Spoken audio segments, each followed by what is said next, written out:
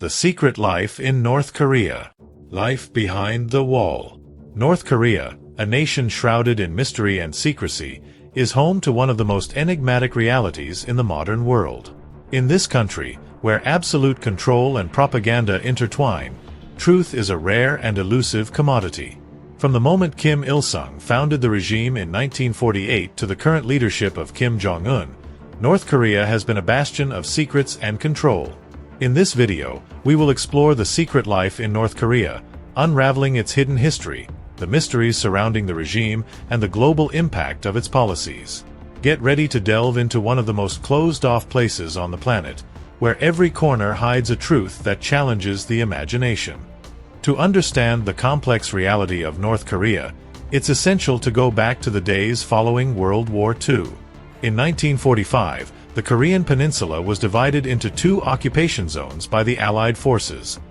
The North, under Soviet control, and the South, under American control.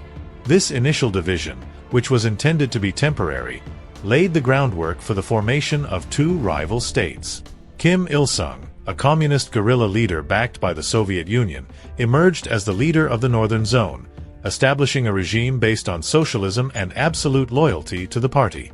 The Korean War, which erupted in 1950 when the North invaded the South, left the peninsula devastated and even more deeply divided.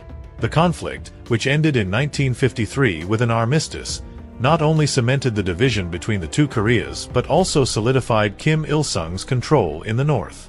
Kim Il-sung implemented an authoritarian government system that combined a personality cult with strict state control. The Juche ideology, which emphasizes self-reliance and radical independence, became the regime's cornerstone, justifying its isolation from the rest of the world. The Kim dynasty, with its absolute leadership and focus on building a pure socialist society, became the defining characteristic of the regime. Since the regime's founding, the Kim family has been at the center of power in North Korea. Kim Il-sung, the great leader, not only ruled with an iron fist but also established an unprecedented personality cult.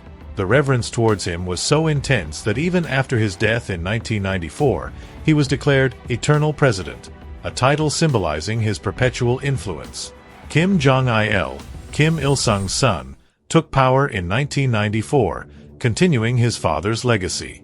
His rule was marked by a strengthening of the personality cult and a tightening of state control. Under his leadership, North Korea experienced severe economic crises, which the regime attributed to external factors, though they were also worsened by mismanagement and internal corruption.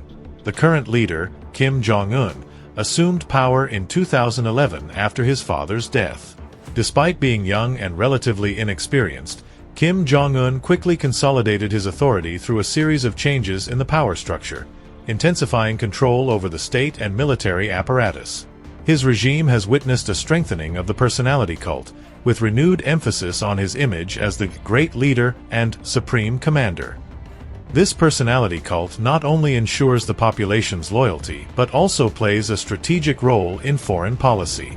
The image of a strong and unpredictable leader allows the regime to negotiate from a position of strength, securing concessions and sanctions relief while maintaining internal control. In North Korea, propaganda is an essential tool for the regime. From a young age, citizens are educated in a system that glorifies the Kim family and demonizes the state's enemies. Education, media, and entertainment are completely controlled by the regime, and the official narrative is presented as the only truth. State propaganda portrays North Korea as an ideal nation, a beacon of justice and prosperity in a world full of challenges. The education system emphasizes loyalty to the leaders, and textbooks are filled with glorified portraits of the Kim family. Songs and poems, often sung by children in school, extol the virtues of the leadership and the superiority of the regime. Information control is total. International news is filtered and manipulated to fit the regime's narrative. The country's victories and the leadership's successes are exaggerated, while any form of criticism or dissent is silenced. The influence of propaganda is so powerful that it keeps the population in a constant state of loyalty and submission. The siege narrative also plays a crucial role.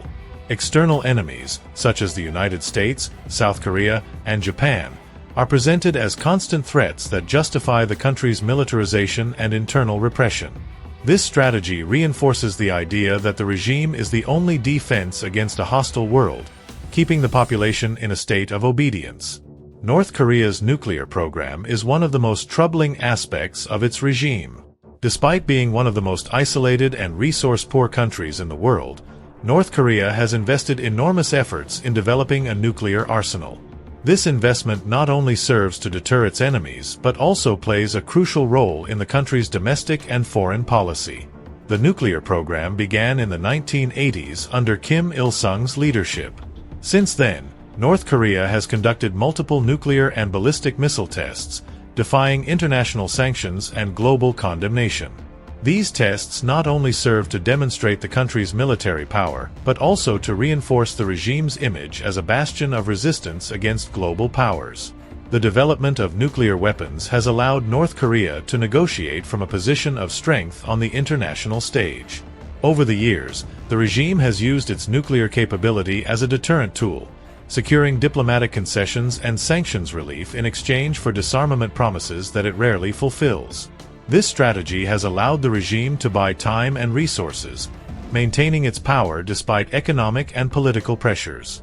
Internally, the nuclear program is presented as a symbol of the regime's greatness and the genius of its leaders. The development and testing of missiles are celebrated as great victories for socialism and are used to fuel national pride. However, the threat these weapons pose to global peace cannot be underestimated, and the world continues to seek ways to address this threat without provoking a catastrophe. The case of Kim Jong-nam, Kim Jong-un's half-brother, is one of the most intriguing episodes related to the Kim dynasty. In 2017, Kim Jong-nam was attacked at an airport with a chemical substance. This incident, widely seen as a political act, highlighted the North Korean regime's global reach. In addition to this case, there have been other incidents that underline how the regime handles any perceived dissent. The elimination of high-profile political figures within the regime reflects the extreme control the leadership exerts to maintain its power. The severity with which the regime handles dissent, both internal and external, remains a troubling aspect of its governance. Failing to denounce a suspected dissident can result in collective punishment, affecting not only the accused but also their neighbors and up to 3 generations of their family. This underscores the level of control the regime has over its population. The testimonies of defectors who have escaped North Korea provide a deep and distressing insight into life under Kim's regime. These stories offer a glimpse into the severity and extreme conditions faced by North Korean citizens, far from the control of state propaganda. Yeonmi Park, one of the most well-known defectors, has shared her experience in numerous international forums and media outlets. Born in 1993 into a relatively well-off family, Park witnessed the harsh reality of life under Kim Jong-il's regime. In her book, In Order to Live, Park describes how her family fell into poverty following the economic crisis of the 1990s, known as the Arduous March. Amidst famine and repression, her mother decided they had to escape the country. After a long and dangerous journey, they managed to reach China, where they faced the constant risk of capture. Eventually, they found asylum in South Korea, where Park has dedicated her life to defending human rights and exposing the injustices of the North Korean regime. Hyeonseo Lee, who escaped North Korea in 1997, offers another perspective on the struggles and courage of defectors. Her story, documented in her book, The Girl with 7 Names, details her life in an oppressive environment and her extraordinary journey to freedom. Lee grew up in a family that, despite being relatively well-positioned, suffered the impact of the regime. From a young age, she was aware of the severe restrictions and constant threat for any form of dissent. State surveillance was omnipresent, and information was strictly controlled. In 1997, Lee decided to escape, but her flight was extremely dangerous.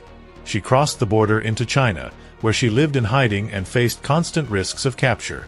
Her journey eventually took her to South Korea, where she faced a new set of challenges in adapting to a different society and rebuilding her life.